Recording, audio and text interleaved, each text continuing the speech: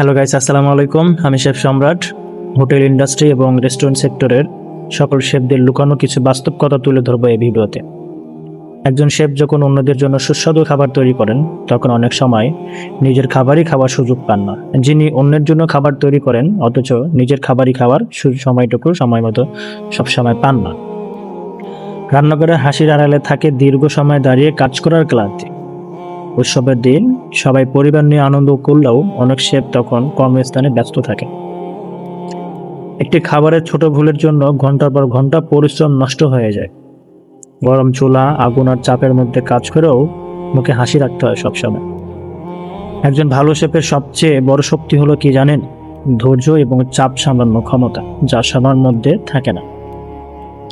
অনেক শেফের হাতের পোড়ার দাগ, কাটার দাগ তাদের পরিশ্রমের নীরব সাক্ষী, যা কেউ দেখে না। মানুষ খাবারের প্রশংসা করে, কিন্তু সেই খাবারের পেছনে কষ্ট খুব কম মানুষই দেখে। রান্নাঘরে ভুলের সুযোগ খুব কম, তাই প্রতিটি মুহূর্তেই মনোযোগী থাকতে হয় শেফদের।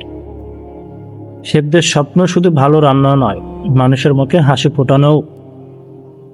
শেফের সাদা পোশাকের ভিতরে লুকিয়ে থাকে হাজারো ত্যাগ, পরিশ্রম আর অদম্য ভালোবাসার গল্প।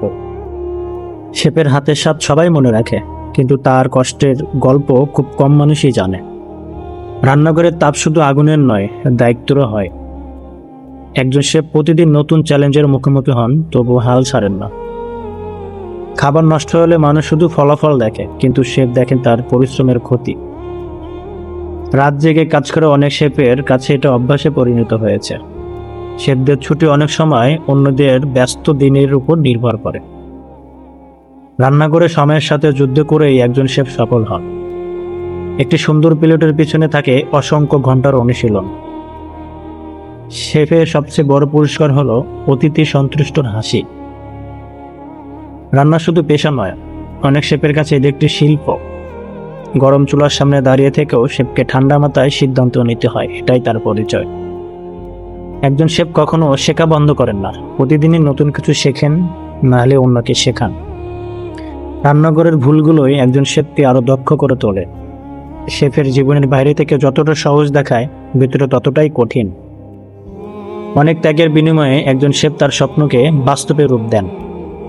মানুষ খাবারের ছবি তোলে, আর শেফ সেই ছবির পেছনে গল্প তৈরি করে। শেফের ক্লান্ত হাতই প্রমাণ করে ভালো খাবার কখনো সহজেই তৈরি হয় না। রান্নাঘরের প্রতিটি দাগ, প্রতিটি পোড়ার চিহ্ন একজন শেফের সংগ্রামের পদক। আমার কথাগুলো ভালো লাগলে শেফদের প্রতি অনুরোধ থাকবে, সুন্দর একটা কমেন্টস করে যাবেন, পারলে একটা শেয়ার করে দিয়ে, আর যদি পারেন একটু ফলো করে দিন। ধন্যবাদ। আল্লাহ হাফেজ।